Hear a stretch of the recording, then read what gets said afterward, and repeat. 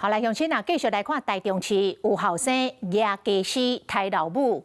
這個39歲後生甲70歲老母起衝突，甲老母的面甲腳刣着傷了後，走出去大路頂等伊的家私，是互過路人活要驚死。警察趕到位，甲噴辣椒水甲壓制，這個過程是驚險萬分。查甫人手提家私行在了街路，互民眾攏驚死啊！他拿着刀哎。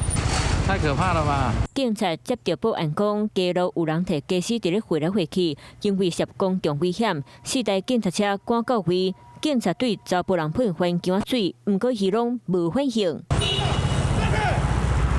開始跑了。查甫人喙佇咧碎碎念，看到警察挖過來就想要選，落尾落佇咧後壁，警察嘛趁查甫人無注意，將伊壓制。制服了，制服了，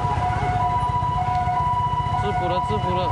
這邊暫時無事，另外一邊消防人員衝到大樓內底，到底是發生什麼代誌？他去看媽媽吧，之後就從這裡走。無偌久，查甫人70歲的媽媽叫燙家講出來，面含腳手真濟刀傷，飛馬雜地，互送到病院。來上廁所，上廁所。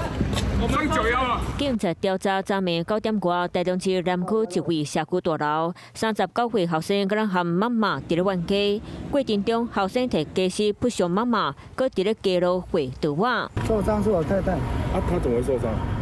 被孩子拿刀刺吧。啊，他為什麼要刺他？不曉得啊。現在是不敢回去啦，因為想要等嫌犯抓到再回去。 有住戶驚甲唔敢轉去，其他厝邊講，當時敢若聽到冤家聲音，想袂到發生凶案。當地里長講，後生平常時愛看現讀的冊，嘛有正常佇咧做工課，只是最近半年無出現。